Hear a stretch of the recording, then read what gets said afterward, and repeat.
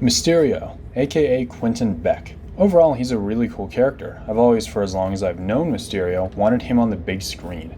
I was actually like the only person in the world who never thought he'd look goofy with that fishbowl of a helmet. To be honest, I was absolutely crushed that Vulture would be the villain of the first movie. I mean, look at him. He looks gross, but my god did they do him justice. Anyway, back to Quentin. There's a lot going for him. I like his looks and personality. It feels like a good old classic villain, one who's just selfish and does what they want, not what literally every other character Peter interacts with does. We got Tony, Vulture, Aunt May, Fury, and Happy all acting as parental figures to Peter to some capacity. It gets a little tiring after a while. Mysterio, yes, does that well, and the execution of it wasn't great. Peter knew him for like 3 days, and he just gave up the one thing Tony passes on to him? Sure. But it does make sense for Mysterio's character to want to bond with Peter. He's an actor, he acts. He couldn't care less about Peter in reality. It's great. Like I said, I love Mysterio's design and personality, but there's one last thing that's just bad. Like, really bad. And that's his motivation. It has literally nothing to do with Peter. To be honest, the Vulture was a bit similar as he was minding his own business, then Peter tried to stop him. The Vulture shoos him off, but Peter just returns. This happens a few times in the film until the Vulture finally tries to kill him, but it's just out of frustration. However, the Vulture at least had some personal connection to Peter, with him dating his daughter. As I said, Mysterio's the same. The only difference is that he had no emotional connection with Peter at all. I can see what they were doing with the glasses. Instead of Peter having something the villain wants to protect, it's the villain having something that Peter wants to protect. Although that's a cool reverse of the first film, it still doesn't give Quentin any motivation to go after Peter. Quentin was only after Tony's glasses. That's who Mysterio was really after. Tony Stark. Remember Mysterio's backstory? He made Barf, but Tony stole it from him, got fired, and then developed his plan to become a hero. Anyway, that's his motivation and backstory. Tony Stark. Of course, by the end of the film, he was more after Peter than anything, but that's just out of spite. Peter's an obstacle and Quentin tries to remove it.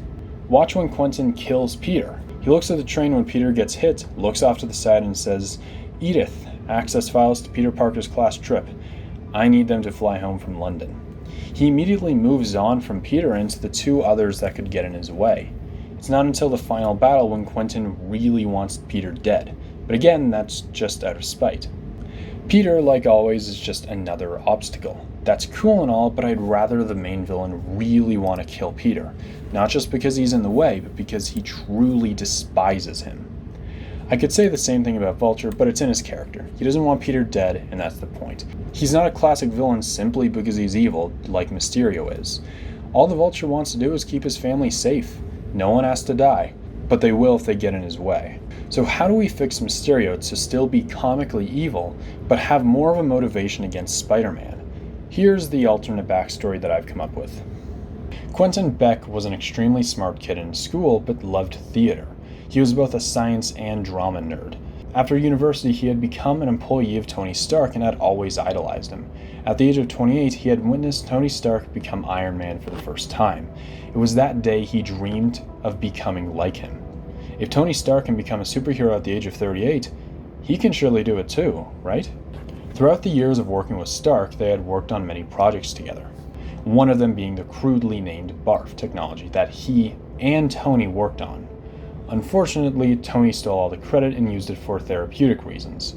He complained to Tony about it, why name it BARF, and what about his ideas? Instead of helping those in therapy, he wanted it to be a technology to stop supervillains. With a little bit more help and funding from Tony, they could develop a technology that would be used to bring their enemies' greatest fears to life. With a villain too scared and distracted to fight, anyone can take them down. However, Tony wanted nothing to do with this. Perhaps a couple years prior, or a couple after, Tony would have agreed, but after arguing for weeks on end, Tony finally decided to let Quentin go. Partly because he was annoyed and frustrated, but also due to him being worried. Quentin has good ideas and is a helpful member, but if his first thought was to create living terrors, what else would he think of? He was unstable. At this point in time, Tony's stressed out from the Avengers causing casualties and wants to be more responsible. So, naturally, he finds a 13-year-old kid and hires him to fight with him in Germany. The true reason why he chose Peter is because he's pure of heart, Quentin Beck was a close second, and if he didn't argue with Tony as much, he'd have suited him up to fight alongside the other heroes in Germany. Quentin actually knew this because he'd accidentally found the files of the potential members of Team Iron Man. He was at the top of the list, but that spider took it from him. That kid ruined his only chance of being a hero. He took the spotlight. When Tony was off to Germany, Quentin goes through any file he can, searching for anyone to help him. If Tony can find help, so can he. He can make a team to become a true hero. Quentin finds other members who have gotten fired or those who simply hate Tony. Together, they steal Barf and leave. After months of redesigning and tinkering, the superhero Mysterio is born. All the publicity and fame Spider-Man got could have been his. Quentin not only hates Tony for firing him and taking complete credit for the tech he helped design, but also hates Spider-Man, who he knows is Peter Parker because of the files. That's how he knew to send Peter on the school trip, with a little help from Nick Fury, of course. The beginning of Mysterio's heroic journey started off small, not trying to gain too much attention. If he had fought in much bigger fights, the big-name heroes could steal all the credit and reveal the truth. That's the last thing he wanted. It was when Thanos blipped everyone away that Quentin decided to use this as his advantage. Anything is possible now. So Quentin decided he would not only become a superhero of one Earth, but two. He claims that Thanos not only blipped people out of existence, but also ripped a hole through the multiverse. And with this story, he'd be special, more special than any other hero.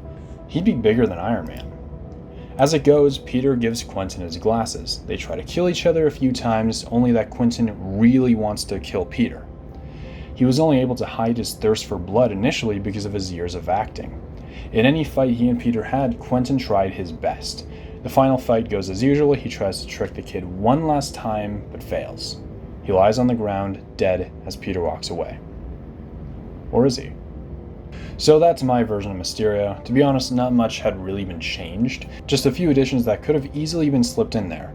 Replace that one bar scene where he was pointing at all his teammates saying what they did one by one, and instead just show the process of designing Mysterio and the long-lasting feud between him and Tony. So what do you guys think about this? What would you want to have been changed about his backstory? Let me know in the comments below. Consider liking and subscribing if you like this kind of content, and I hope to see you guys next time. Goodbye.